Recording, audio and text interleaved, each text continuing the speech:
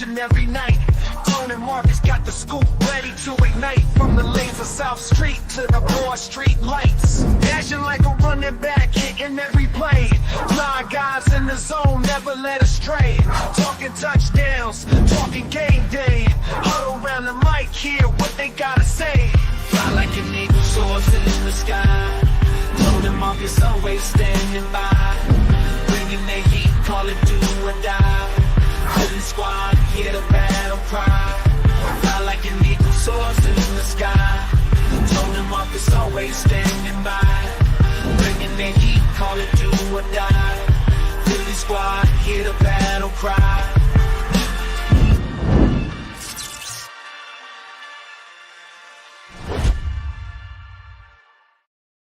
The path doesn't get any better. The path doesn't get any better. Sometimes the man above puts things in front of you, and all you got to do is just walk through it or step over it. Don't go around it. Don't dodge it. Go through that mother. You feel what I'm saying?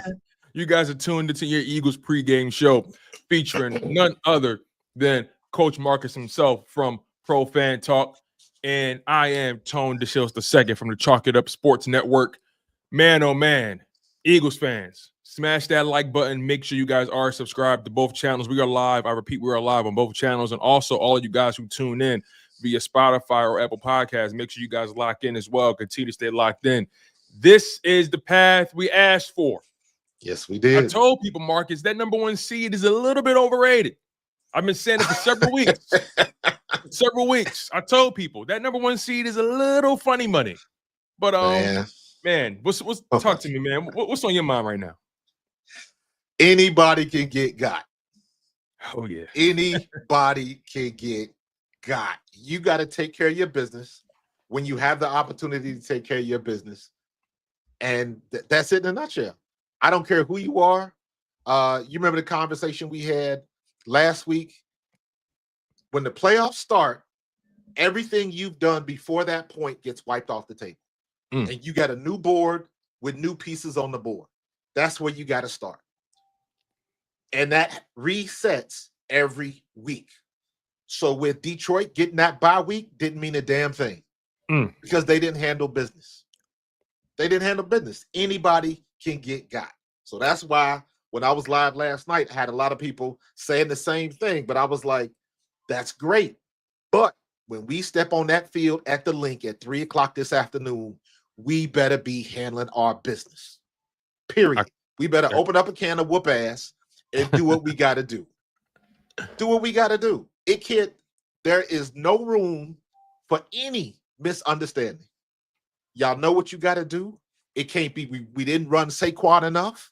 We didn't get the ball to AJ enough. Jalen ain't them excuses is out the door. And I tweeted late last night. Dude, I was streaming live till almost 2:00 in the morning last night, bro. And I was like, I put on Twitter last night, how many passing yards are sitting on the couch watching the playoffs now? I saw you post that. Passing yards. I saw that. You think about all of those, you Joey Burrow, Justin Herbert, CJ Stroud. How many passing yards are sitting on the couch? Jared Goff. Y'all can have it. Jared Goff. And another one. Jared Goff is another one. Didn't throw a lot of interceptions all year. He had that one bad game where he dropped 5. But after that, he was pretty solid. But now we back to this again. Like, listen, I will take my QB1. You do it the way you've been doing it. Don't change a damn thing. When AJ is open, hit him with the pass. When Devontae is open, hit him with the pass. When Dallas is open, hit him with the pass. Other than that, get the ball to Saquon and let him continue to do Saquon things. Because I got a feeling our offensive line is going to have a chip on their shoulders. Because some rookie out in L.A. was talking that smack and putting up bulletin board material. That's the number 1 rule, especially in this day of social media. You don't get nobody no bulletin board material, especially when you walking into Philly. F around and find out. You're going to learn today. It's going to be one of them ones, Marcus. It's going to be one of them ones. I love the energy you're on right now. Man, Normally, people hold on. People forget. Was it last year or the year before when the boy from Buffalo came here and he got so frustrated with the crowd, he went in the crowd and smacked the dude, got to fight with the dude. Man, we I are remember not the that. one. We are not the one. And you know what? You done messed around and poked the bear, and you're gonna get what you get. Yeah, absolutely. And you know, it's funny, right? We have so many angles to really attack this from. You know, let's just start with last night. Briefly talk about what we saw.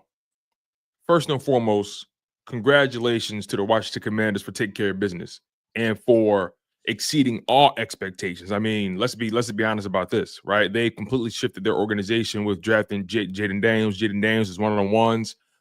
He's a great quarterback. He's a really, really good quarterback.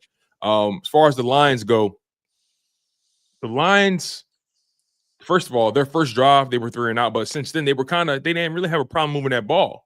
But the problem was turnovers.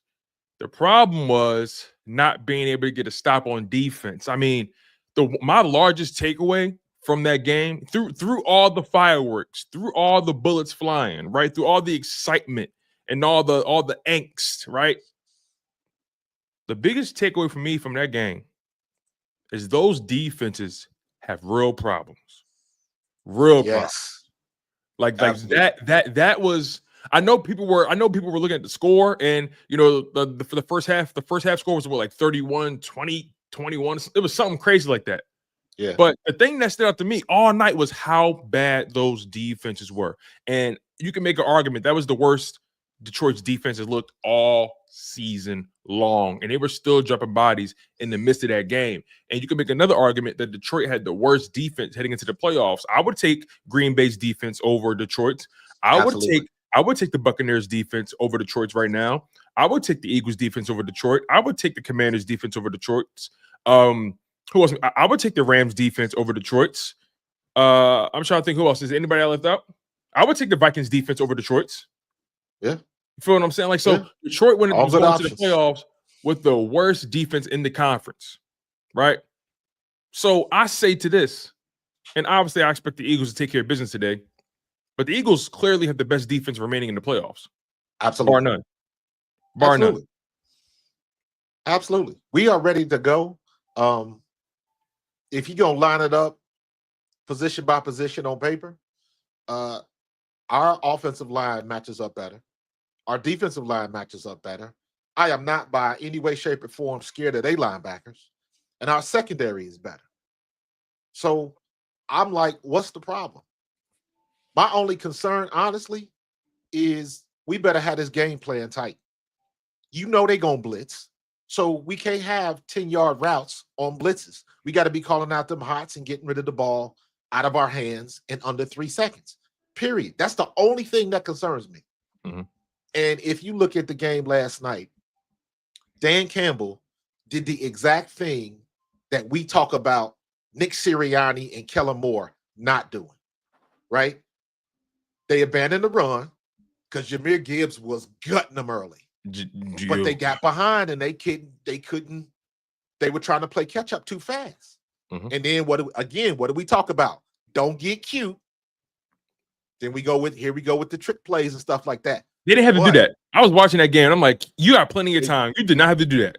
Well, they panicked. They went in that well one too many times because they scored off the one play. So, you know, and credit to Dan Campbell. That's what he's been doing all year. This wasn't new. The law of averages says you're going to pull from that well one too many times and you're going to get got. And that's exactly what happened because they even said it on the broadcast. You can't ask your receiver tossing a halfback pass or whatever to read a defense. In a playoff game? Come on, what are we doing? Ray Charles could have saw that he was not open. Throw the ball out of bounds. Yeah. But you 100% right.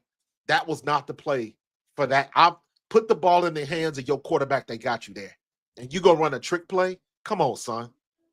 So once again, just like last year, Dan Campbell's aggressiveness and willing to make those calls bites him in the ass. Yes, he's been doing it all year, but guess what?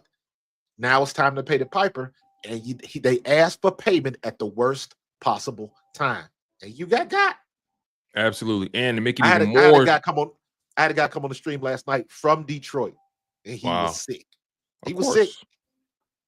He was sick. So, hey man, you gambled and you lost at home. Dan Campbell gambled. He lost at home. Yeah, man. That was a really entertaining game, man. Nonetheless, It was. and it's going to be really interesting to see how today pans out. Like we said, man, Jared Verse, you can't talk like that when you ain't been here before. You can't do that.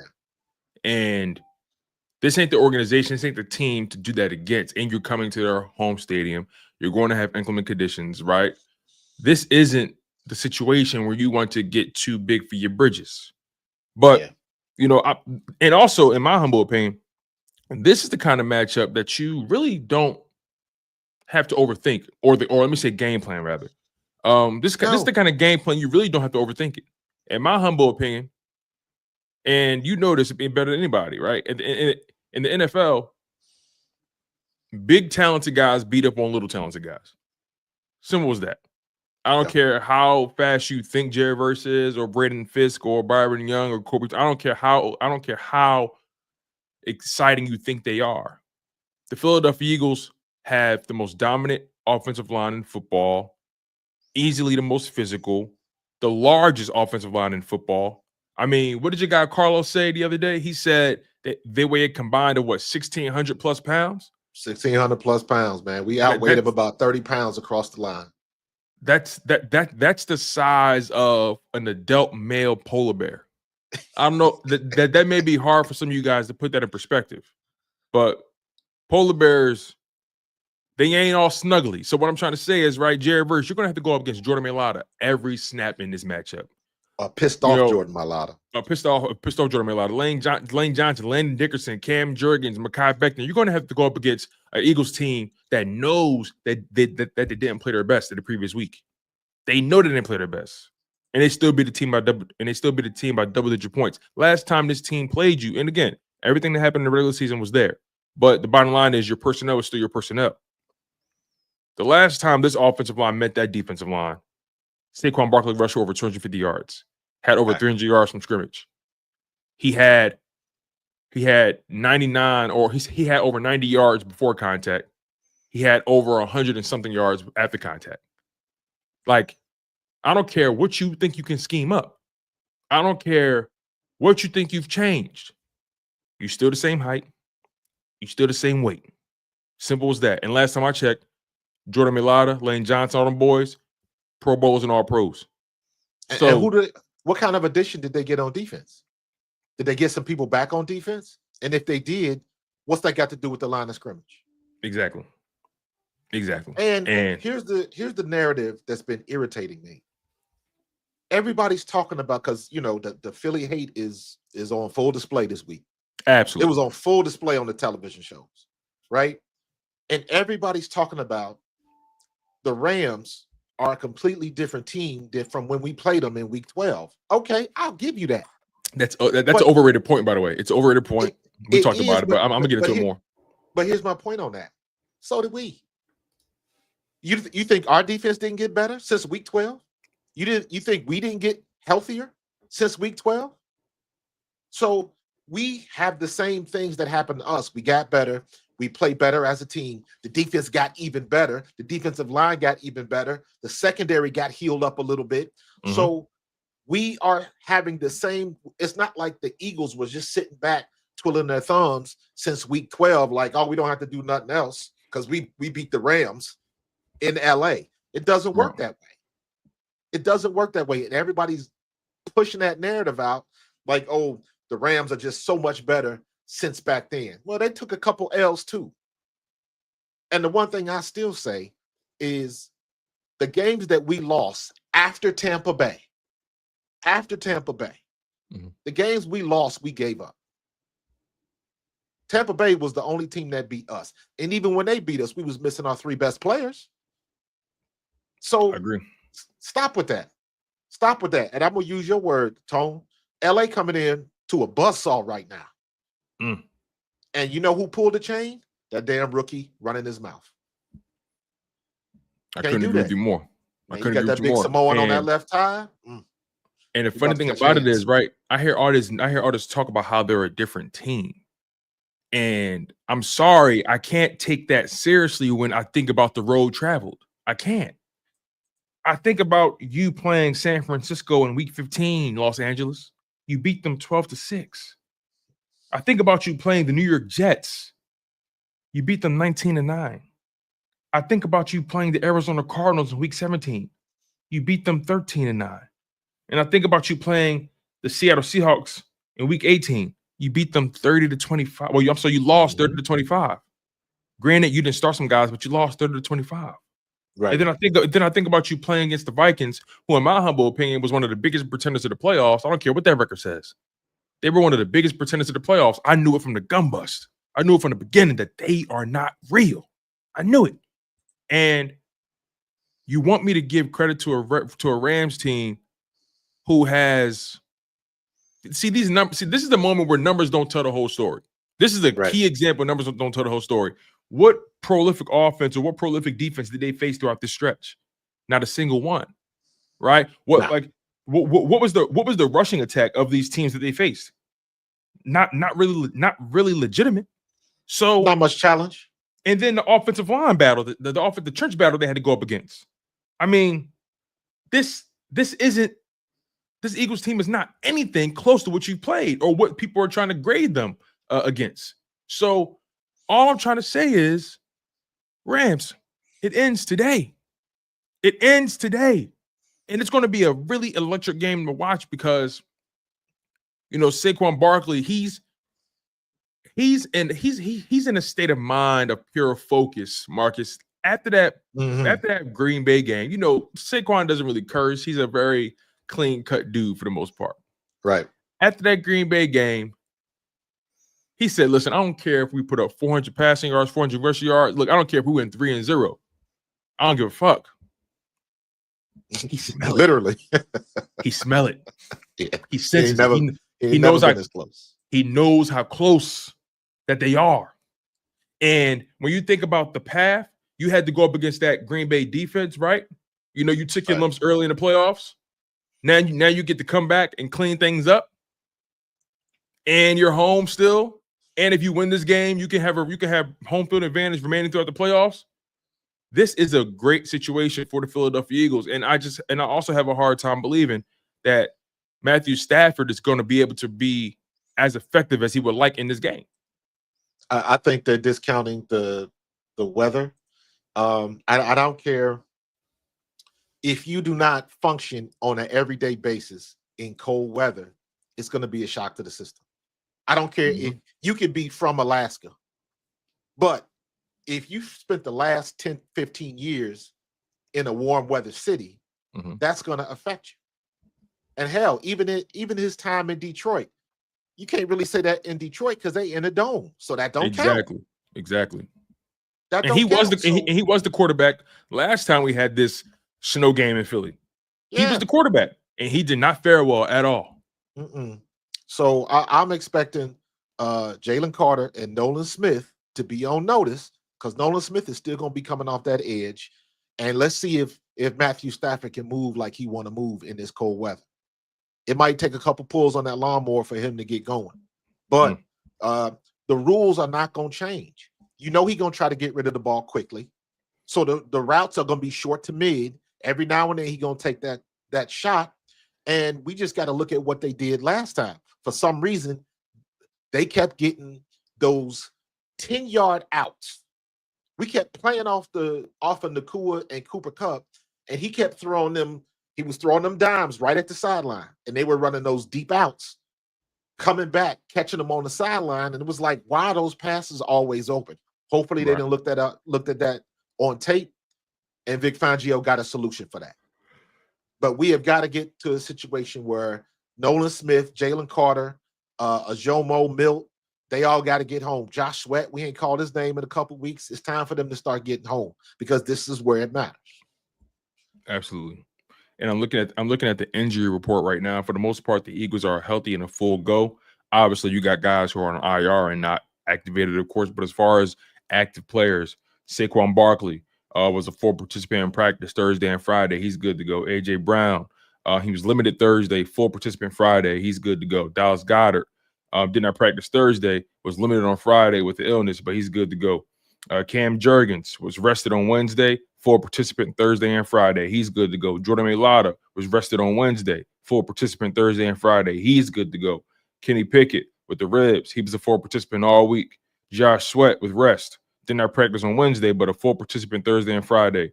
And then Byron Young, the D tackle that they picked up from the Raiders, full participant all week, but he's not active today. So he was dealing with a hamstring.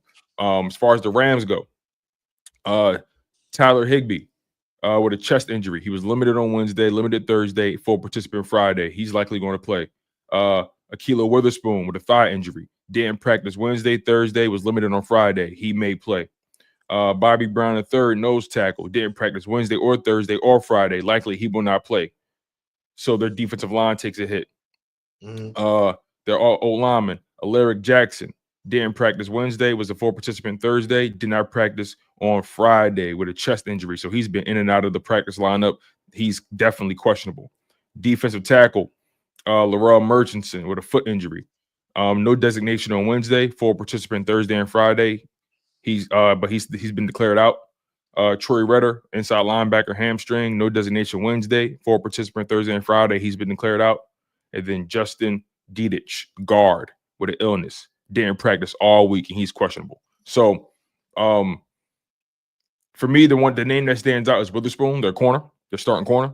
I saw him get hurt, and even though he was limited on Friday, that doesn't mean he's going to exactly be good to go for the game. Especially again, this goes back to that cold weather, man. Like that cold weather will shock your ass if you're not used to it. And the Eagles have been, and it's been snowing pretty much throughout the week in Philly. The Eagles have been practicing in these conditions. Yeah, it hasn't been anything crazy. I know they had the one footage out where it was some heavy flurries. Flurries. But it's definitely been cold. It has definitely been cold. And just the fact that Sirianni had him at the stadium, getting used to the grass and all of that type of stuff, and just getting used to the elements out there. Because that one day they were practicing, it was cold outside. And Jalen was out there with sleeveless. So that's just getting your body attuned to it. And getting ready to go. And it looks like, checking the weather today, we're going to get a lot of freezing rain. I don't know how much is going to actually snow, but there is a wave of freezing rain coming over Philadelphia. So probably it's going to be kind of ugly at game time. So, that is definitely going to be to our advantage, by the time this nastiness gets here, man. Yeah, for sure. Hey, let me clear something up real quick. So I mentioned how it was snowing all week. I misspoke. It was actually snowing for one day. I saw the footage. So flex and relax. Okay, we're having a conversation. All right, every part of the conversation ain't gonna be as crisp or ain't gonna be as nip and tuck as you would like it, flexing. So relax, my G. The bottom line is it was flurrying on Friday, and when they was practicing, and they had to deal with it, and they've been dealing with the elements, and this team's prepared. So stay focused on the main thing and stop focusing on the things that don't really matter. Flexing. Nonetheless, I think somebody I'm going to be looking at in this game, obviously, Jalen Hurts, right? Jalen Hurts has been dealing with a lot of criticism since that Green Bay game. I mean, he's been dealing with his fair share of criticism all year long, but in particular after that Green Bay game, a lot of people kept saying, is Jalen Hurts going to hold back this team? He should be doing more with this roster, all of those things, right? When in reality, two passing touchdowns, no turnovers. Listen, he didn't shock the world with his passing numbers, but the bottom line is he was effective, protected the football, moved the chains in key moments, started off strong, ended the game strong. Sure, had his cold spell in the midst of that game, second quarter, beginning of third, but for the most part, he started the game 6 for 6, ended the game 7 for 8. So he was sharp. And then Saquon Barkley took over that game on the back end. So again, I was also looking up the numbers. I was also looking, kind of reminding myself of how that snow game went with Shady. And Saquon was like, I got in touch with Shady to see how he dealt with it or things of that nature, right? Absolutely. I just think that this team has been getting a lot of unfair criticism all the way around. It's starting with the quarterback, and they're built for any scenario, and Jalen Hurts is built to do whatever he needs to do to win the football game. And I just have a hard time understanding why people continue to look at him as if he's been a losing quarterback with winning assets. You get what I'm saying? Like it doesn't really make sense to me. But come on, Tone. You know why? I know why? They want to to hate on Philly. You got a little ism to it because he's not your stereotypical quarterback. Right. As much as Jaden Daniels runs around, he's still a much better passer right now than Jalen Hurts because if you look at that 2022 year, he was throwing the ball all over the place. But that's just not the way we run in the offense right now, and it's still effective. And it goes back to the point I said when I put that tweet out last night. How many passing yards are sitting on the couch right now going to be watching this game today? A lot. Good so point. Y'all can have all of your, however it looks, People forget what Trent Dilfer did when he went to the Super Bowl with that Ravens defense. Good point. People called him a game manager and all of that kind of stuff. And you know what? That Super Bowl ring still shines the same. At some point, he had to score some points, didn't he? And he did what he had to do. Now, if he would have lost and the Ravens would have lost that Super Bowl, okay, that's a valid argument. But all he did, he didn't get in there and he didn't throw for 8 million yards. He did what he had to do. They called him a game manager, whatever. He game managed himself a Super Bowl ring. And there's still a bunch of people that threw a ton of yards more than him that ain't got one.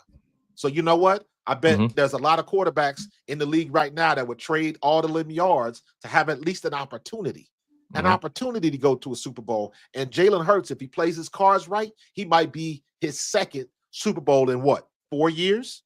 Yeah. That's it. Hold on. Let me do my math. Carry the two. That's 50%. Not bad. He done been in the Super bad. Bowl. If he takes care of business today, he will have the opportunity to go to the Super Bowl, or at least he'll be playing for the conference championship. Absolutely. Twice in 4 years. Right. Not many guys got that on their resume. Yet they have all the passing accolades. Right. One thing I know about Jalen Hurts is he ain't gonna lose you the game. There's one thing I do know. I can't think of a game on record. I can't think of one, at least since he's been a starter. I can't think of a game where I felt like he lost us the game. Right. And we could probably nitpick, right? That, like you said, that Buccaneers game earlier in the season. You were missing a bunch of guys, things of that nature, right? You had to overcome a lot. But I just can't think of a game. No game really comes to mind that I said, oh yeah, okay, Jalen Hurts lost that game, or Jalen Hurts, what are you doing? Blah blah blah blah. All of those things, right? When you think about Sean McVay and his defensive coordinator, Shula, I forget his first name, but he's the grandson of Don Shula. And you think about what they did against the Vikings schematically, I have a hard time believing what they did would translate in this game against this matchup against these opponents, the Philadelphia Eagles. And let's not forget, the Vikings were without their best offensive lineman. He had got hurt 4 weeks earlier. He tore his knee 4 weeks earlier. I forget what game it was. It was right before the half. Is it Kennesaw? I think that was his name. He was an offensive tackle for the Vikings, their best offensive lineman, and he got hurt 30 seconds before half. Wow. Oh, yeah, I remember that. Yes, you're right. You're right. I got a couple of good friends that are Vikings fans, and they were sick with that because he's their best dude. And, you got to take that into consideration. So, they did what they did. They got the 9 sacks on Sam Darnold. Okay, you can have that. But this ain't the Vikings offensive line. Mm-hmm. So y'all want to hang your hat on that? You go ahead. You can do that. But guess what? Every time there's been a challenge to a defense or an offense that we can't stop, Vic Fangio has stepped up to the plate and knocked it out of the park. He's knocked it out of the park. We've done that against, we did that against Baltimore. We did that against the Rams, because remember when we played the Rams in week 12, everybody was talking that same yak. that the Rams, this is different. You got a all-pro quarterback that can put all of the same stuff about Stafford. I'm not trying to take nothing away from Stafford, but Stafford can't beat a whole defense by himself. And you know what? We put boot to ass and did what we had to do. So the same things remain. And again, yes, they're a different team than they were from week 12, but so are we. So are we. So y'all can bring that noise into the link if you want to. But at 3 o'clock, they got to step on the field, and we're going to see what Jared Verse is talking about and everybody else, and Byron Young and everybody on that defense. We're going to see what they're talking about. So and that defense did put up 9 sacks on the Vikings, just to add that to the pot. But the reality is, again, like, this isn't the same offensive line that you faced last week. They're bigger, they're stronger, they're faster, they're smarter. Just all across the board, they're healthier, right? So, yeah, I just feel like Jared Verse really did his team. He didn't do his team any justice. Not one bit. Not one bit. And just like I said at the beginning, man, whatever they did to the Vikings, that was last week. Because let's be real, if the Commanders and Detroit were to play again tomorrow, who would take the Commanders and who would take Detroit? Would your outlook change a little bit? Like it would still be the same. In my opinion, I think most people would probably still take Detroit. Yeah. So, yeah. But again, when you're in the playoffs, you play the game that's in front of you. You can't think behind. You can't remember what you did, and you can't look ahead. You got to play what's on your plate. And this is where I give Nick Sirianni supreme credit. Because I've said this before about him, back when everybody wanted to have him fired and stuff like that. The one thing that Sirianni does better than most coaches in the league, I put Dan Campbell in that category. I even put McVay in that category. Dan Campbell more so because he's more of a people person. Mm-hmm. And even though Sirianni is not a former NFL player, he's got that vibe about him, and people gravitate towards him. Yeah, he played in college. Remember when I said this last year when we shit the bed at the end of last season? Mm-hmm. Remember when we talked about Fletcher Cox giving that speech at the end when he let everybody know that this was his last game? He didn't have to do that. And I was like, wait a minute. That was his moment. He didn't have to bring Sirianni into that conversation. That was all about him. But he brought him in because it meant that much to him. And I was like, hold on, this dude is different. Regardless of what we see in the yakking and yapping on the sidelines and all of that type of stuff in the locker room, this dude is different and it's resonating with those players, especially when you got somebody walking out the door. And so, fast forward to now, all of the bullshit that we've been dealing with, all of the made-up stories, A.J. Brown and he reading the book and he complained about passing, he throwing Jalen under all of that stuff. Just kept it in stride, like you said, keeping the main thing, and having open communications and all of that kind of stuff. Remember, all of them people were asking, what does a CEO head coach do? Well, now you know. It's not as easy as people think. And even if you're the guru or the offense or the guru or the defense, it is supremely difficult to manage a professional NFL team and still do all of the other stuff. Mm-hmm. That's why so many few players or so many few coaches that can actually do it. If you were good coordinator, you get that head coaching gig. I don't know. Look at all of the stuff that Shane Steichen is going through. Ain't as easy as you think. Absolutely. So, all the credit to Sirianni for doing what he got to do, keeping everybody facing in the same direction, and putting out all of them dumbass fires that the media likes to create. And matter of fact, got to give him extra credit because he put out the big fire that the players actually created. Yeah, that was a fire for sure. That was a fire for sure. So you know what? Everybody's in the same direction. They are going to be prepared for this game, and I believe they're going to handle business. Absolutely. Eagles fans, everybody tuned into the live stream. We have well over 700 people tuned into this live stream, you guys. What? This Let's is go. this is spectacular. You guys are doing an amazing job supporting the show. It means a lot to us. It goes a long way. Make sure you guys smash that like button. Make sure you guys are subscribed to both their channels. Again, we are live on 2 channels. But let's go on the like spree, y'all. If it's 700 people on y'all here, I don't see why I shouldn't see 700 likes. You feel you feel me, Marcus? I mean, I see a grand total of 778 people watching this live stream, but the likes not matching up. So you guys, that like button is power. That like button is currency in this YouTube space. Use it, exercise it. The only way this show grows, the only way we have enough people in this show like we do now, is when you guys hit that like button. We got to spread the word. We got to spread the love. We got to spread the wealth, right? Smash that like button on Pro Fan Talk. You know what I'm saying? If you got to go back and forth, if you got to have both of them open on the TV or both of them open, one on the phone, one on the TV, whatever, one on the laptop, whatever it is, smash that like button, you guys. Let's go on the like spree. I need to Come on, see. y'all know how to have 2 see, tabs open at the same time. Stop exactly. You can mute one of them. You know what I mean? Open 2 tabs, mute one of them, show love to the kids. You feel me? So let's go on the like spree. I need to see 700 likes by the end of this live stream. I know that's a tall task. That's a tall task. But 700 plus people in the stream, there's no reason why we shouldn't see 700 likes, man. No reason. So make sure you guys continue to stay locked in. You guys are tuned into your Eagles pregame show featuring Coach Marcus from Pro Fan Talk, and I am Tone DeShields II from Chalk It Up Sports, where no matter if we win or if we lose, we just got to charge it to the game. Okay, so I want to get into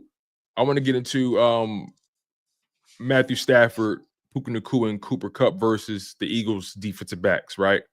You know, last time the Eagles had to deal with Puka Nacua, he gained 78 of his 117 receiving yards when aligned tight against the Eagles in Week 12, the 4th most by any wide receiver in a single game in the next-gen stats era. It says Nacua recorded 15 targets, 9 receptions, and 151 yards over the regular season from tight alignments, all the most among players at his position. So they like to have him in those bunch formations a lot, and they like to set him up with those motions and screens and things of that nature. So when you think about, again, this weather is going to have a strong influence on the passing game for sure. When you think about that aspect of it and the Eagles DBs and the fact that although the Rams have a good running back, he has a fumbling problem. When you put all that into the same pot of gumbo, how do you see Matthew Stafford and his offense dealing with this number 1 defense? I think they're gonna try to do the same thing they did last time. Let's not be confused or misunderstood, right? Sean McVay is no dummy. He's keep it a buck. He got a Super Bowl ring. He got a chip. Mm-hmm. So he knows what he's doing.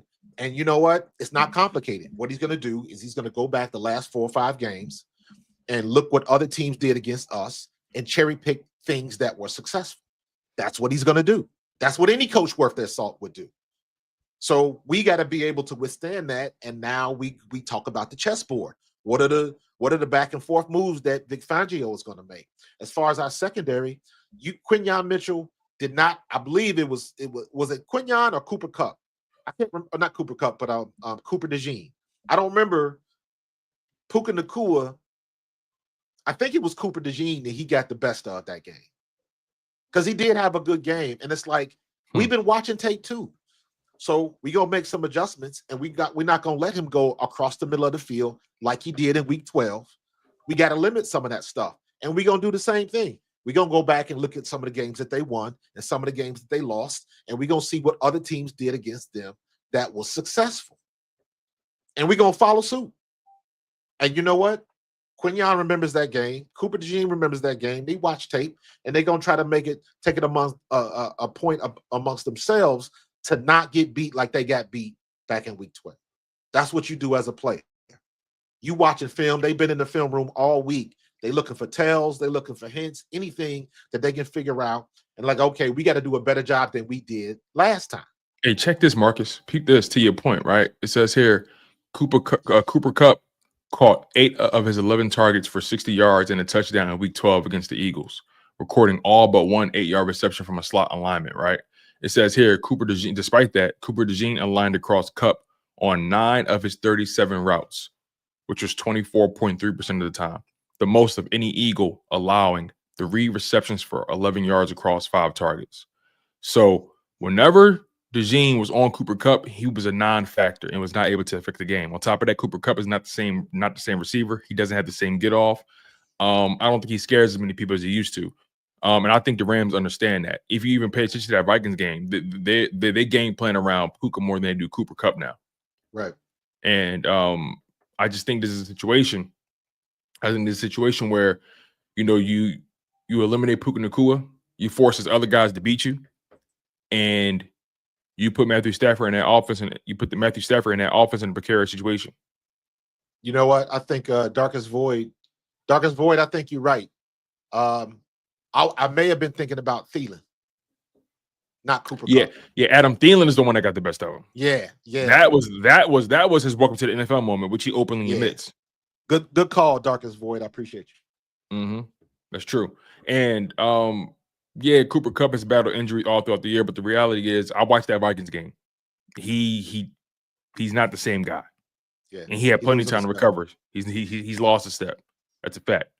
So, look, man. Also, this Eagles pass rush, right? That's something we really didn't get that much into, right? I'm thinking about what Jalen Carter and Milton Williams did previously, Nolan Smith and those guys, what they did to them last time. They recorded 5 sacks on Matthew Stafford. So I'm looking at this. I'm looking at this. I'm thinking about a similar result. I really am. If ever there was a time to send the dogs, today's that time. If whatever you're gonna dial up, dial it up. Vic Fangio, this is your moment. This is when you can shut somebody down and really just people can really figure out how good our defense is. Because the one thing that has remained consistent is Jalen Carter in the middle. And what I mean is consistently, the word is out on him. So Jalen Carter demands a double team.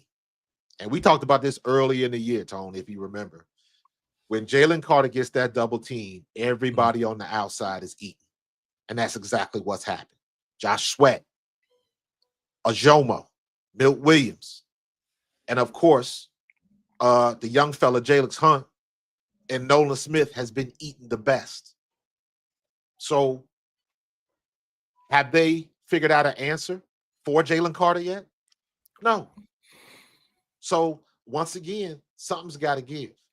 And there's plenty of film on him. There's plenty of tape because he plays 80+% of the time. He's giving you a lot of tape, and these guys still can't figure out his movements, can't figure out his tells. He's just so quick off he's so quick off the snap. And I just saw somebody in the chat, and I agree 100%. I'm trying to find out who that was saying that they're looking for Big Jordan Davis to have a good game. And yep, I'm with you 100%. I'm with you 100%. We can make LA one dimensional. So we can get to the point where y'all not gonna run the ball on us.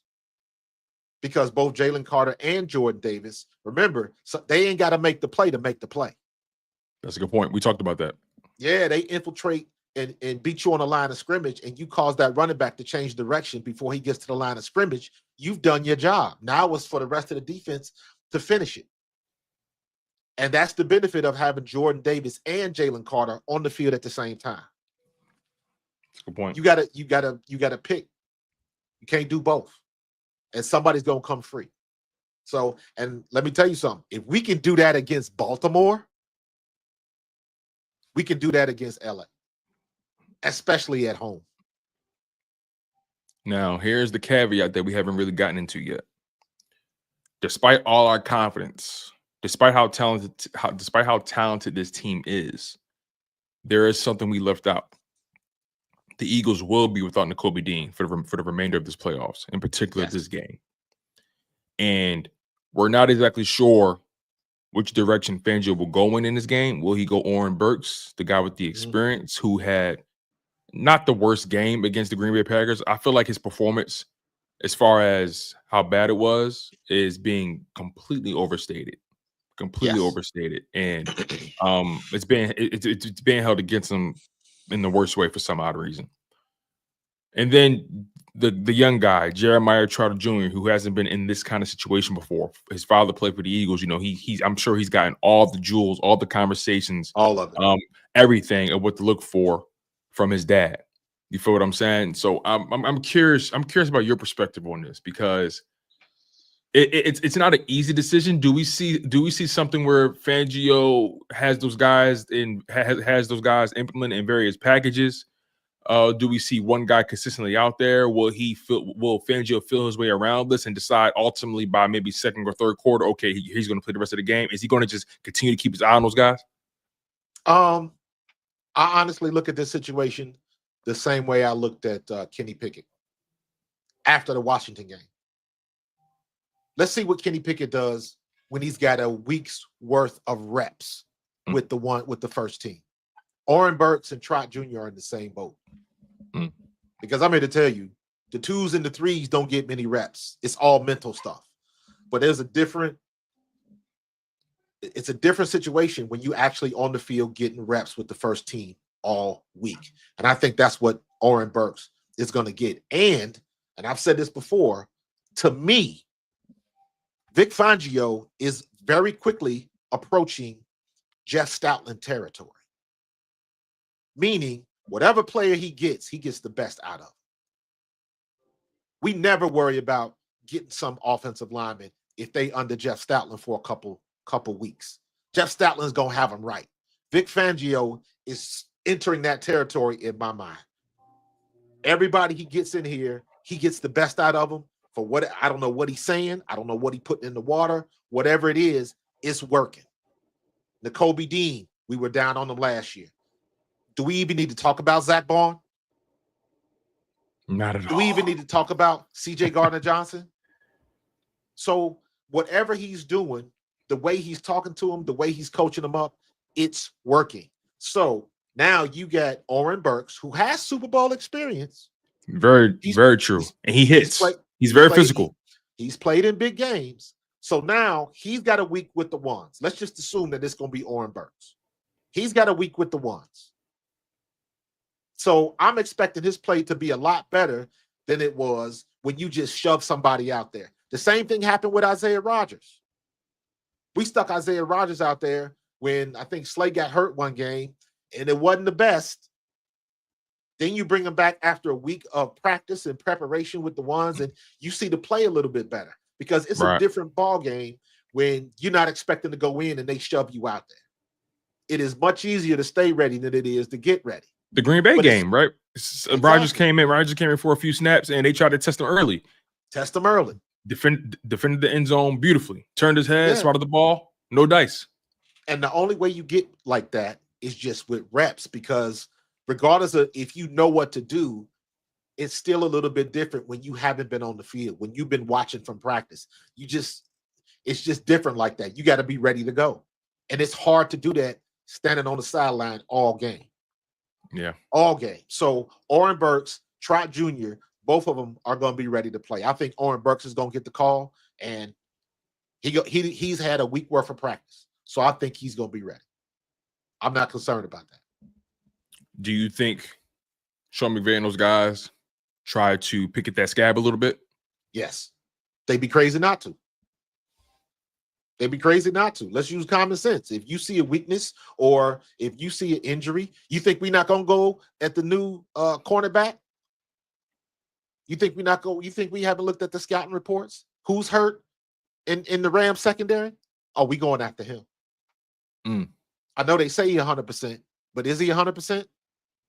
You think they? Come on, man. He was limited. He was limited on Friday, man. So who knows if he even plays? Let me put everybody on game. All right. When you warming up at an NFL game, there are people on the sidelines where their sole purpose is to watch this player, watch that player, just to see what they look like warming up. Are they limping? Are they favoring? Were they going full speed and warm up? They normally go full speed and warm up. So if they weren't this time, that means he must be hurt. He must be, there's people that that's all they doing is watching. So they'll know who's up to snuff, who's 100% and who's not. And my biggest concern is I don't want Kellen Moore to have some BS play calling where it's, 2nd and 10 and he want to throw the ball on 2nd and 10, and then we end up trying to run the ball on 3rd and 8. Yeah, that That was strange. You know, so I want to see a little bit more common sense and smarter play call. And I want to see short, quick routes. I want to see A.J. Brown getting the ball off the quick slants. Because, again, I've been saying this all year. A.J. Brown on the quick slant, he's known to break a tackle or two. Guaranteed. You know how I feel. The long ball is overrated. You ain't got to throw the ball 30, 40 yards down the field. Throw that 5-yard in, get the ball to your playmakers and let them make plays. That's what we got. I want to see Saquon get about 4 or 5 check down passes today. Because at the end of the day, as long as he gets the ball with space, he is going to make something happen. I don't care if it's a handoff. I would prefer it be a pitch. But if it's a check down and he got 5 yards before the nearest linebacker, and again, them linebackers don't scare me, so I'm going to take Saquon in that battle every time. I mean, that Rams defense, they rely heavily on that front four, heavily. If that front four is not making an impact, that defense can be had. They struggle. You know what I'm saying? They struggle. They struggle. So I just need Kellen Moore. We need to use the play action. We need to use the play action out of pistol. I don't know how many examples of a true play action I saw this week, and I saw it yesterday in the Detroit game. Detroit was killing them, and then they had to go away from it. But I keep saying this over and over again. Hopefully, somebody at the Eagles will watch this. Whenever your quarterback sticks his arm out and sticks the arm out, the linebackers instinctually will flow with the ball. See ball, get ball. And it creates space in the middle of the field for open receivers. You got to take advantage of that. But you got to use true play action. That play action out of gun formation don't do nothing. It don't. Because it doesn't, in my opinion, it doesn't pull the linebackers in the way, lining up ace formation or pistol. It doesn't pull them the same way. Because at the end of the day, go ahead. No, I was just going to say, because at the end of the day, when a quarterback turns his back to the line of scrimmage to do a handoff, you got to respect it. Yes. You got to respect it. Yes. And take it one step further. The only way a play action out of gun works is if you've been running the RPO. Mm-hmm. So that means Jalen has to pull it a few times just to keep him honest. Did you notice Detroit got that penalty when I think it was the defensive end that tackled Jay Daniels after he faked? Correct. I was like, that's bull. I said, because if he pulls that ball and he takes off, what are you supposed to do as a defense? He did what he was supposed to do. That's what I was saying last night. I was talking to my wife about the game, and her and I watched that play happen in real time. And my wife is starting to catch on to football and stuff, so she's starting to react to games even when they're not Eagles. You know what I'm saying? She's starting to catch on a little bit. And we were watching the Chiefs-Texans game, and we saw a lot of the BS calls that were happening in the favor of Patrick Mahomes. Right, some of those calls that he got was just nonsensical. That was suspect. And then we got to that Commanders game, and we saw that exact play you mentioned. And I said, see, these refs are being inconsistent for one, and for two, what do you expect the defender to do in that situation? Now, exactly. her eyes said, well, Tone, he knew he had that ball. I said, no, it don't work like that. It don't work like that. When you have a quarterback with that kind of skill set that can pull the ball and run it at a moment's notice, you have to pursue. And although they called that penalty, I want my defender doing that every single time. Yeah. I want that quarterback to be afraid of pulling that ball, or two, if you do pull that ball, he know he getting cracked. Exactly. It's just that simple. So I don't think it's a fair situation they put a lot of these defenders in, and it was on full display in that Chiefs game in particular. For example, when Mahomes was scrambling and he was like almost like stuck in the mud, just scrambling in place. And I'm like, yo, what do you expect the defender to do? He's just playing around out there. To the point where you even heard Joe Buck and Troy Aikman say, listen, man, like, what are we doing here? Like, what are we doing?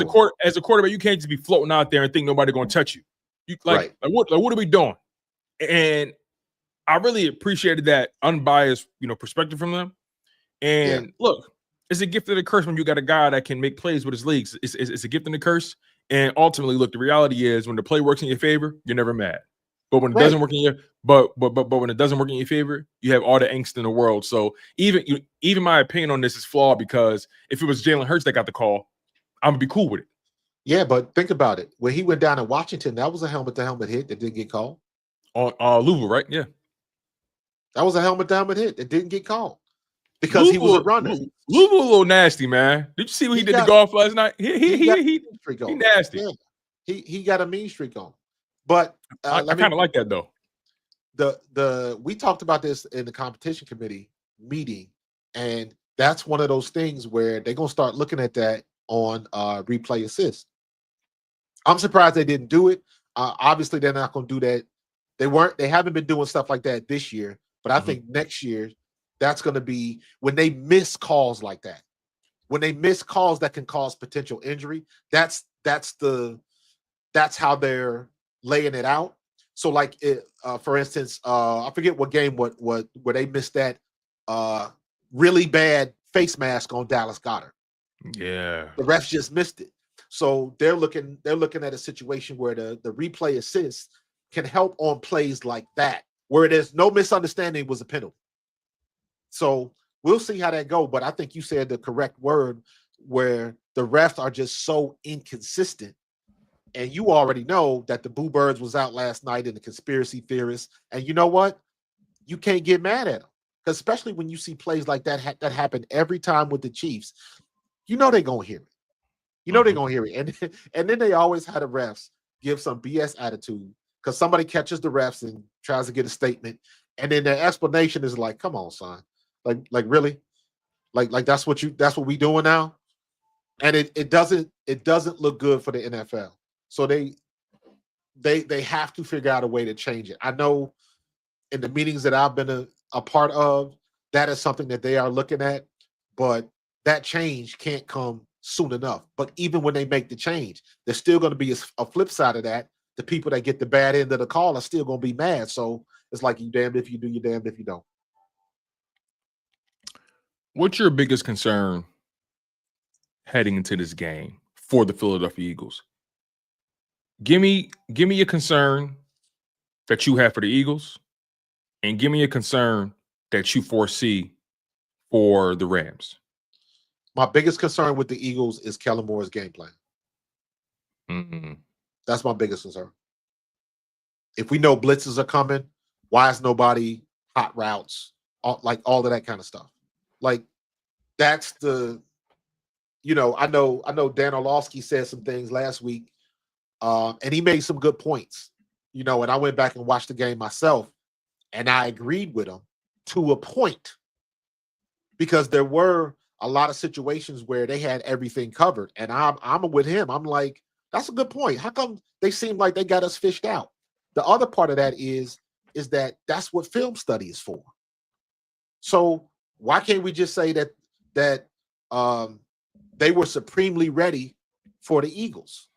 Right. And it's up to the offensive coordinator. If you see they know what's coming, we got to change it up. There's a couple of chapters in your playbook that you haven't opened up. You got to open it up.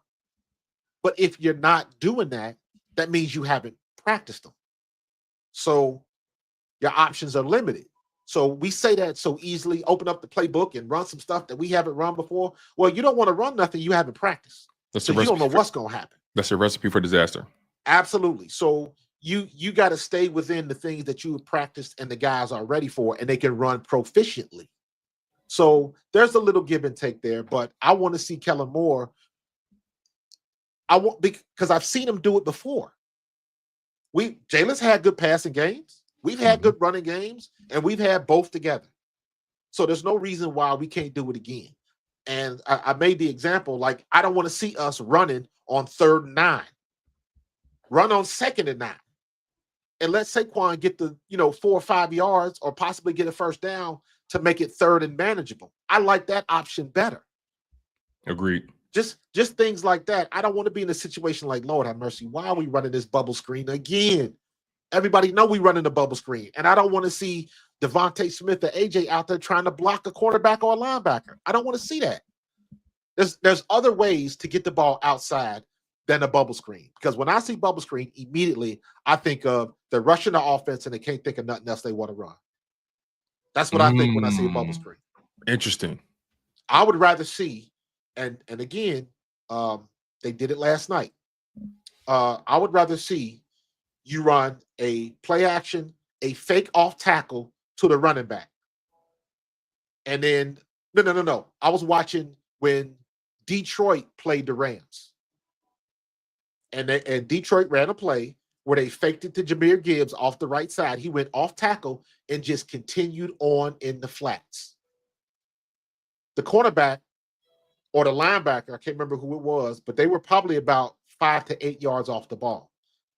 So when Jahmyr Gibbs gets past the line of scrimmage, if Jared Goff throws that ball to him immediately, that's like a pitch to the outside, and he's got about 5 yards till he has to deal with the first defender. I'm going to take my odds on Saquon Barkley or Jahmyr Gibbs or your running back making that first man miss, because that's his job. I will take that. And even if he makes the tackle, you making a tackle 5 yards forward. So that's a 5-yard gain. I look at it from that standpoint. There's ways you can throw the ball, and all it is just a glorified run. Right.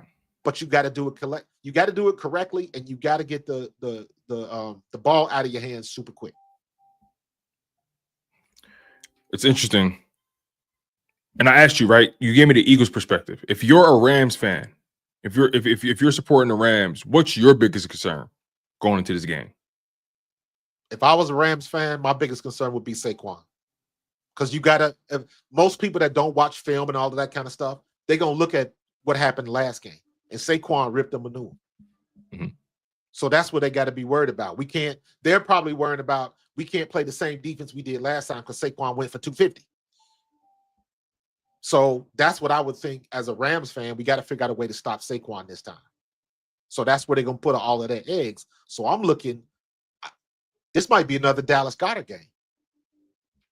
Yes. I think he's somebody that should really take advantage of this game. Again, I just think the Eagles top to bottom on both sides of the ball, bigger, stronger, faster, however you want to slice it. I think the Eagles are just better in every category.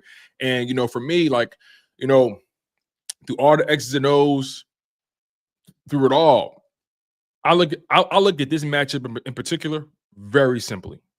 You ran for over 300 yards on this team. You ran for Saquon Barkley had over 250 yards rushing, over 300 yards from scrimmage. Saquon Barkley quite literally took advantage of these guys. The offensive line took advantage of these guys.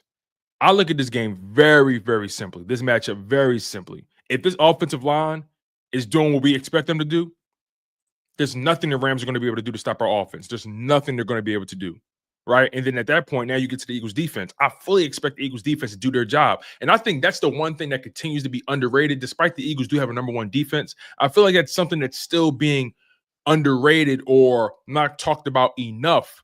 And me personally, as talented as we are on offense, I'm of the mindset. I think this defense will be the reason why we do everything we want to do.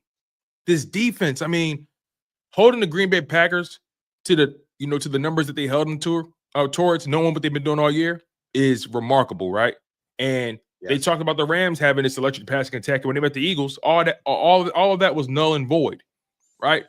And then, again, back to the Rams defense, they're awful at stopping the run. They're giving up one of the highest benchmarks in terms of opponent yards per rush. On the season, they were giving up 4.6 yards per rush. 4.6 yards. That's 26th in the league. They were giving up 128 plus yards per game. That's 21st in the league. I just look at this. I look at this Rams defense, and sure, they've gotten better. But in my humble opinion, there are certain things about your team, no matter what you do, you just can't fix because you're not built to stop it. The Rams are a finesse team. They're built to play on turf. They're kind of similar to the Detroit Lions. They're finesse. Great point. They're built to play. They're built to play indoors. They're not built to play in these circumstances because these type of circumstances aren't common.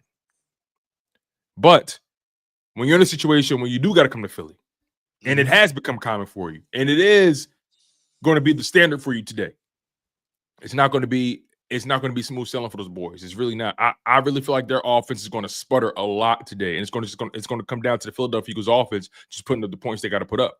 And on top of that, this Eagles defense has been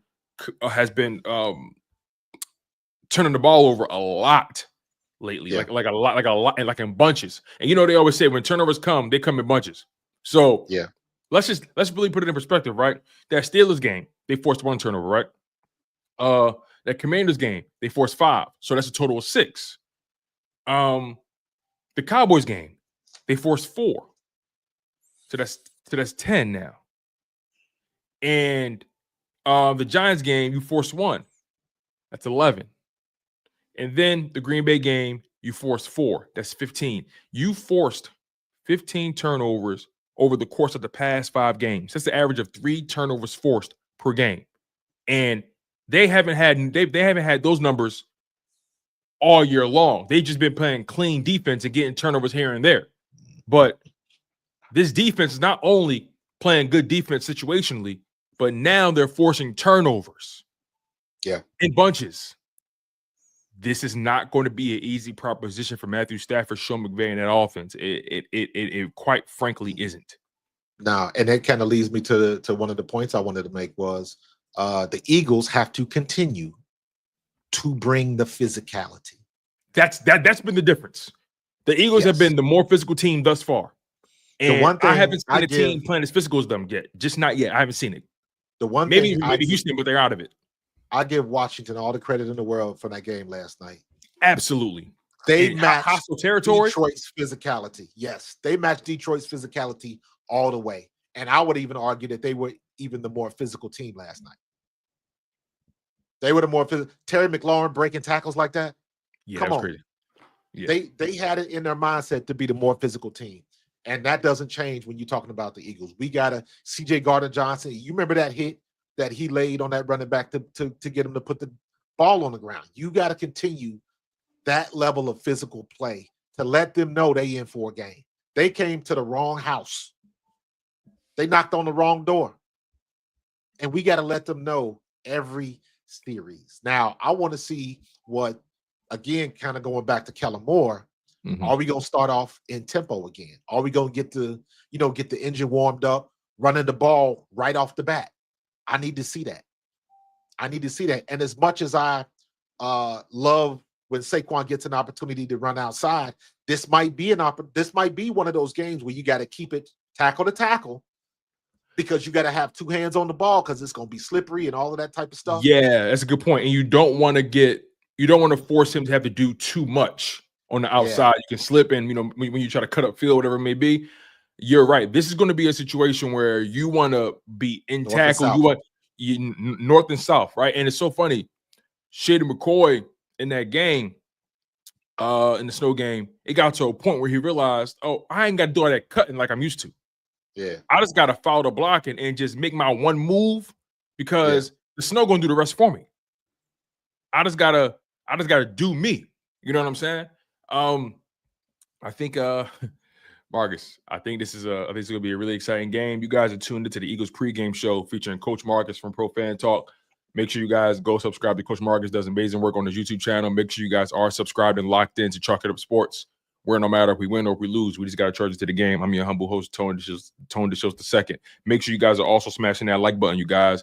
Again, we have well over 700 people in this live stream, man. Make sure you guys stay locked in. Stay locked in, man. The show only gets better. We appreciate you guys for your super chats as well. We're going to get to those shortly. But make sure you guys continue to smash that like button. Like I always tell you guys, the like button is currency in this YouTube space. It is the lifeblood. It's how we grow. It's how we earn. It's how we build this thing. It's how we build community. Make sure you guys continue to hit that like button on both YouTube channels. Like I said, well over 700 people in the stream. The like button not matching up. So we need you guys to do your job, to do your thing. And it'll mean the world to us if you guys continue to stay active. And make sure you guys are subscribed and smashing that like button. So that's what we're gonna do, Marcus. I want to get to these super chats real quick.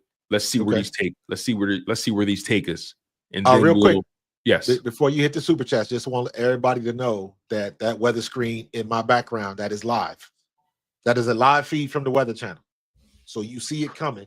That snow ain't going That snow ain't going nowhere no time soon.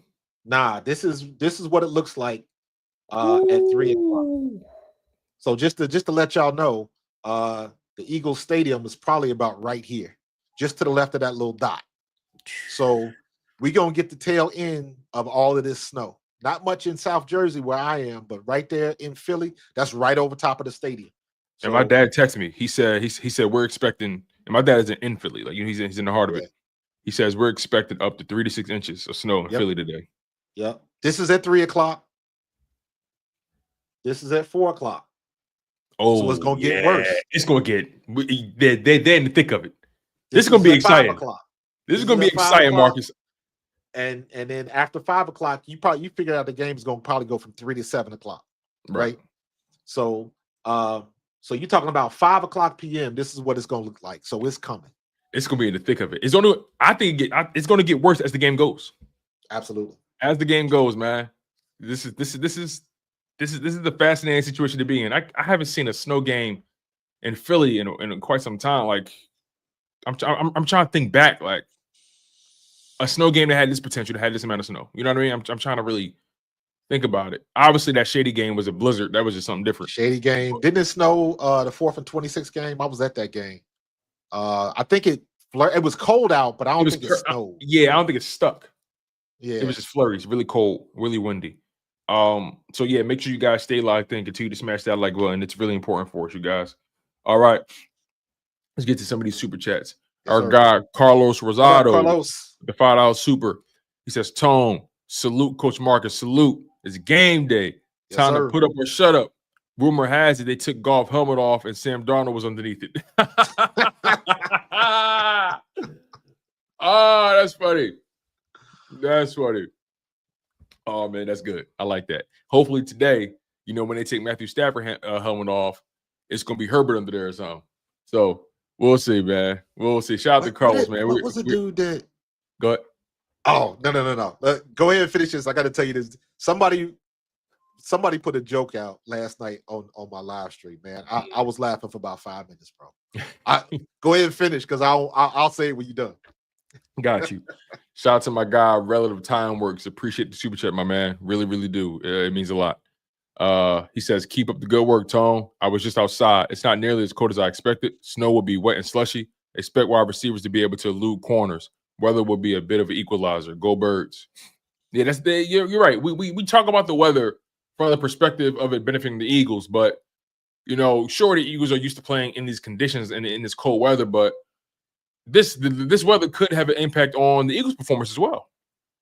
I beg to differ. Okay, explain. No. You are correct. It could have an effect, but it goes back again to being prepared. You know what I mean? I'm from Cincinnati, Ohio. I know what cold weather is and blizzards and snowstorms and all that kind of stuff. You know to get out early and put that salt on the ground early. You know what to do. My twin sister lives in Atlanta. We grew up together. She lost it. It's not that she lost it, but when you living down there and they don't put salt on the roads down in Atlanta. They put sand on the roads down in Atlanta. They not prepared. Are you because they're not living in it. So it comes every now and then, but they don't have to deal with it on an everyday basis. So when it does hit and hit hard, they're not prepared. The same thing with the LA Rams. Yeah, you got some guys that were born in cold weather, Northeast teams and born on the East Coast. But when you live out there and you get used to the comfort and SoFi stadiums and sushi at lunch and all of that type of stuff, it's you fall into that mindset. And then when you get a shock to your system that is 32 degrees and it's wet outside, and when you fall in the rain, when you fall on the grass and it's less than 35 degrees outside, that is a shock to the system. So I hope y'all been getting y'all cold plunges in because that's exactly what it's gonna feel like. It's gonna be one of those. What's so funny? Like they're professionals, but they're still human. Like it's gonna be undesirable for them to be not only in the cold, not only dealing with the slush and, soaking wet jerseys and stuff like that and mud and whatnot, but the way the Eagles been cracking, the way they've been hitting, that's the kind of thing that can get you out of a game mentally and spiritually and emotionally. And I'm here to let you know, man, from personal experience, the first time you get hit, like take a real hit and you cold, Ooh, literally, it hits different. Mm. It's different. So that goes back to the point I was making about the Eagles being the more physical team. That is going to be a big factor in today's game. Man, shout out to you guys again, man. Well over 700 people in the live stream. Really do appreciate you guys. Stay active, man. Continue to hit that like button. Thank you, Relative Timeworks, for your super chat. Yes, if you guys also want to donate to the channel, you can definitely do so. You can donate the channel via Pro Fan Talks channel, or you can donate it via Chalk It Up Sports or the Chalk It Up Network. Make sure you guys continue to stay locked in. We appreciate it. All right, William Johnson with the $10 super chat. He says, great content, fellas. Sal Palantonio said that Packers game would be the toughest game in these playoffs. What y'all think? Interesting. I didn't necessarily agree with that, but I understand the point he's trying to make. Maybe defensively, maybe the defense, right? As far as defense, correct. Like I would say that for sure. I would say that it's kind of hard to just make a sweeping generalization like that because every game takes on its own identity in various circumstances. But I would say the Eagles have faced their toughest defense thus far, or they face the toughest defense that they're going to face.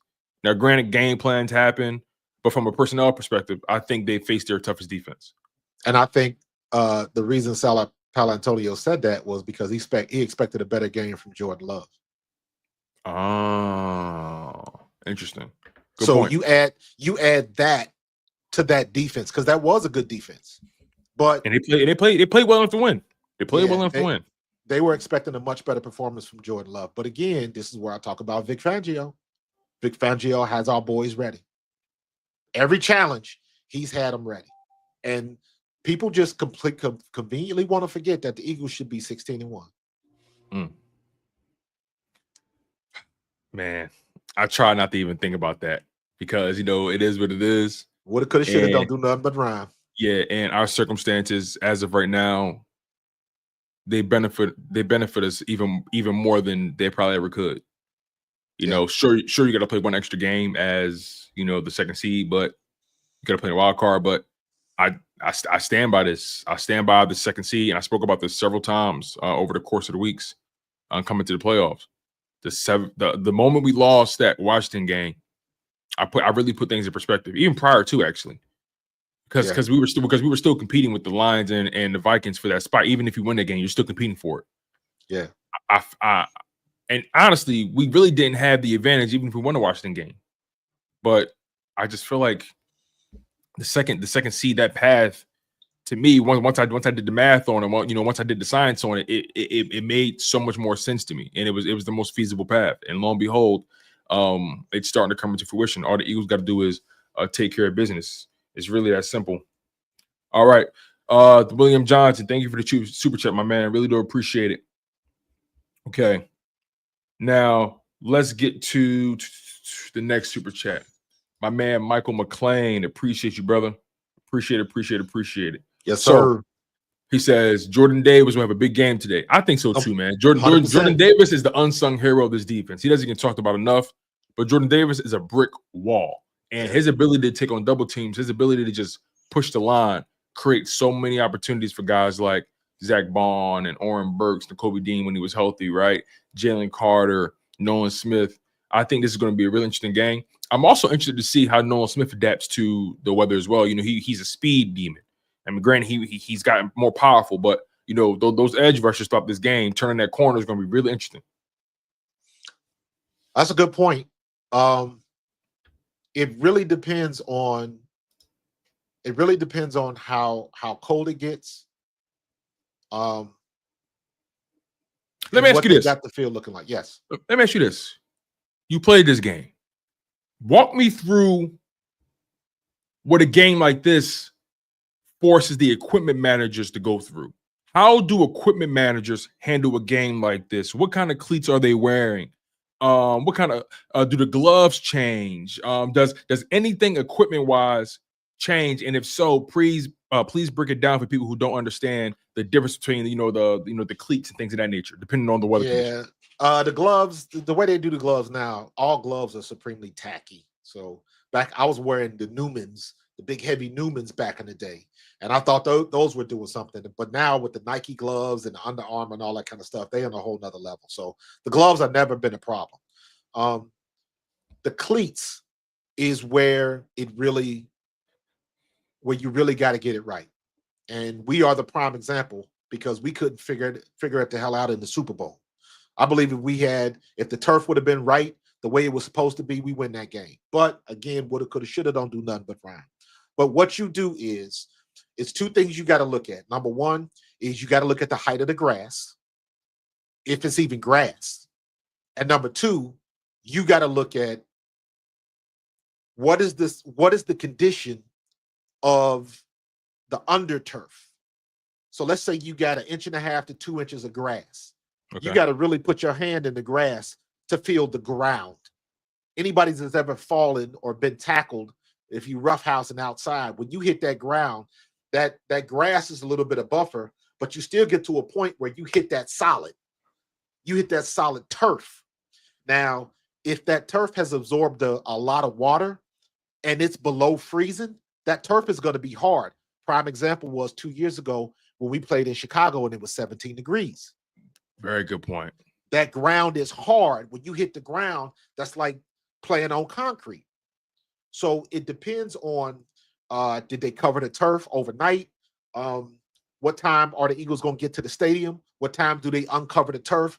All of those questions have to be answered. But normally, if the turf underneath the grass is hard, you might want to go with a little bit longer studs or something like that. So it's you're going to try out about 3 or 4 pair of cleats. And you're just going to go with what you think is best. So Saquon's going to probably have about 3 pairs of cleats that he's going to run out with, do some cuts, do some warm-ups, and he's going to try to figure out the different traction he can get. But the one thing I tell, especially running backs, the one thing you always have to do is when you find a pair of cleats that give you the best traction, then you got to go in the middle of the field on the logo. Because now you're on the logo, and when you run on the numbers, because they painted on everything, that gives you a different feeling. And if you've ever noticed on turf, that's where a lot of guys tend to slip around, on the logo in the middle and on the numbers. And in the end zone. Be aware of that. Yes. And in the end zone. Yeah, that's a good point. That's a good point, man. Shout out to Michael McClain, man. Appreciate you for the super chat, my guy. Yeah, Mike. Appreciate you, bro. Michael McClain back again with another super chat. He says we need to make a statement like we did last week. Yeah, man. A statement when we'll do numbers. Absolutely. We'll do numbers, man. If you dominate this game, if you beat the Rams 35-17 or whatever, that's a statement.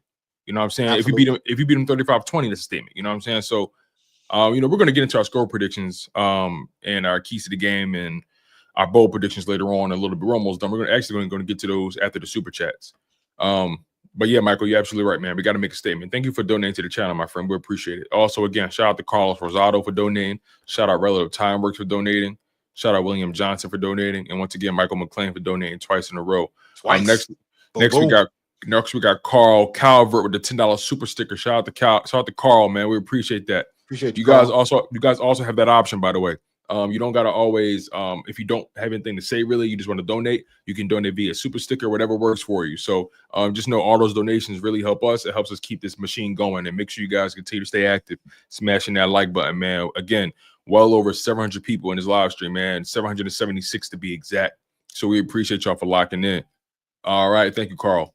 Next up, we got my guy, my little brother, my man, Cody Figueroa. Tell Figgy I said what's up, big dog. Cody. He says, revenge for 2017 Wentz injury and smack up verse. Well, it's funny, Cody. The best revenge was winning that Super Bowl for sure. But no, I feel you though, man. Smack up verse for sure, bro. I want to put hands and feet on verse bad. Verse was in high school back then, bro. Yeah. I want me a lot of to put verse face in the dirt. I really do, man. Like this is you don't talk like that against us. You don't talk like that against a Samoan, man. You don't do that. No, you don't do that, man. You don't do that. No. And look, I don't even know if he's Samoan, Polynesian, however you want to slice it, man. I don't want to be disrespectful. I don't want to assume his ethnicity, but the Aussie, you don't talk trash against the Aussie. You don't do that. You feel what I'm saying? Then you got Lane Johnson right there. It's just, I love Have you been noticing Landon Dickerson's pregame speeches? Have you been noticing them lately? Yeah, he done found his role. He done found it. Every player, regardless of your talent level, because this is a mental thing. This is not a physical thing. This is a mental thing. You play long enough and you see where your personality fits in the group that you are in. And for every player, there is something that clicks. And it clicks, and you're where you're supposed to be. People are looking at you to be the one to speak up. It doesn't happen for everybody at the same time. But Landon Dickerson has found his voice, and for him, it clicked. And he's somebody that everybody wants to listen to, because let's not forget, Lane Johnson is on his way out the door. Lane Johnson is that guy that's going to sit back. You can always go to LJ, and he's going to say something to hype everybody up. But he knows he's probably, the last 1 or 2 years of his career, and Landon is the future. Juergens is the future. Jordan Mailata is going to be here for the foreseeable future. So these are the guys that have to lead. So number one, big props to LJ to be able to let that happen, because he's letting it happen. And another big prop to Landon Dickerson, finally clicking to him that he's a leader on that offensive line. Absolutely. Absolutely, man. Shout out to Landon. Shout out to my man Cody for donating to the channel, man. I appreciate you. And like you said, man, versus, man, let's just leave it at that. My man Mike Call. Mike Call from high school, man. Shout out to my guy Mike from high school, man. That's my man. Going way back. Yeah, going way back, man. Mike is my man. Shout out to him with the super chat. He said snow is already coming down here in Philly. Man, I love it. I love it, man. Mike, we here. This is what we've been waiting on. We here, from dog. The bottom now. We here. Everything is in front of us. Everything is in front of us, bro. We just got to take care of business. Make sure we clean our plate off. Don't leave no remnants. Don't leave no leftovers. You feel what I'm saying? I want us to clean that plate, bro. Clean it, man. Clean it. And it's so funny. Landon Dickerson spoke about in his previous game, in his pregame speech. He was like, "Let's be the nightmare.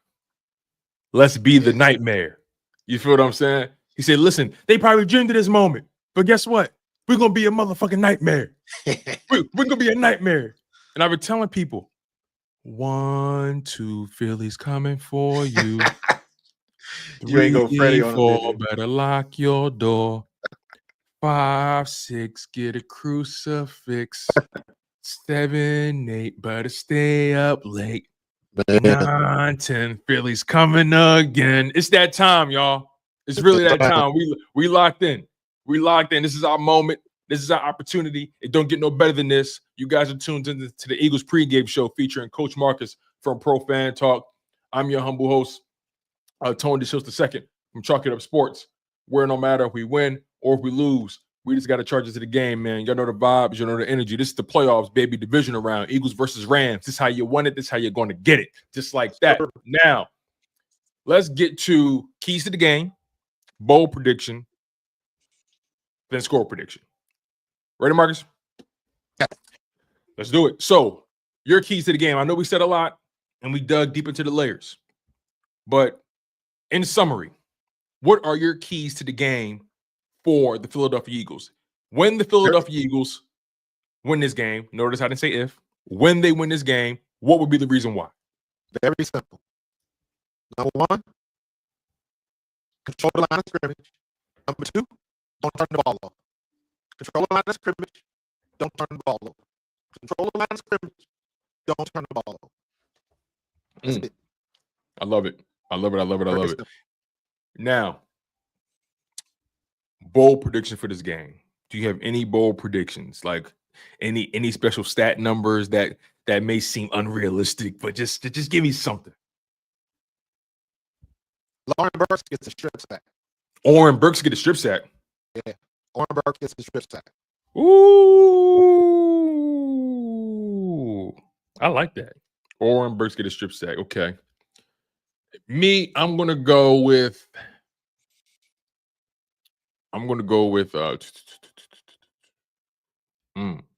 okay, this bold predictions are going to be discovered very early in the game. It's a boom or bust prediction. Very boom or bust. My bold prediction is First play of the game, Saquon takes it to the house. Love it. First play of the game, Saquon takes it to the crib. That's my bold prediction, you guys. All right. And now let's get to the score prediction. Right? So what's your score prediction for this game, Marcus? Let's do it. We're here now. Let's peel the Band-Aid off. You know what? My score prediction can probably be my bold prediction as well. I'm going 35-17. 35-17. The Eagles don't need to kick a field goal. They're going to score every time they're in the red zone. 35-17. I like that. 35-17. Okay. I also think this is going to be a game where you might not see that many field goals out there. You're going to see teams going on fourth down often. So 35-17, I like that score a lot. I'm going to say the Eagles win this game. Damn, because I'm not expecting too many field goals. So fuck it. I'm going for it. I think the Eagles win this game.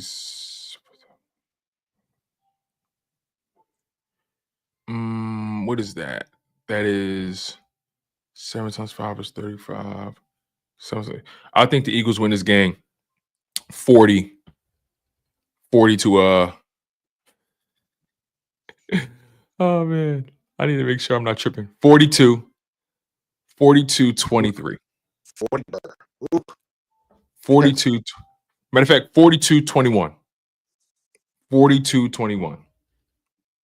The Eagles win this game 42-21. It's going to be a barn burner for the Eagles. All right. So there you have it, you guys. Sound good to me. There you have it, you guys. Make sure you smash that like button. Make sure you guys stay engaged in the content. You know, we really appreciate you guys locking into where you guys have been. It means a lot to us. Continue to stay active. Smash that like button. Make sure you guys are subscribed to both Pro Fan Talk, my man Coach Marcus at Pro Fan Talk, and make sure you guys go subscribe to myself as well. Tone DeShields II, right? Make sure you guys go subscribe to Chalk It Up, the Chalk It Up Network, Chalk It Up Sports. We appreciate you guys, man. It means a lot to us. Goes a long way. Eagles versus Rams, man. The body bag game, man. You know what I mean? We're gonna be making snow angels by the end of this thing. You feel me? It's gonna be a fun game. It's gonna be electric. It's gonna be storybook. It's gonna be historic, you guys. We're gonna talk about this game for years to come. One more step to the goal. One more step, you guys, and it's straight like that. You guys have been tuned into the Eagles pregame show featuring Coach Marcus from Pro Fan Talk and myself, Tone DeShields II from the Chalk It Up Network, where no matter if we win or if we lose, we just got to charge it to the game. Hey, Marcus, spin that record, man. Let's go, Birds.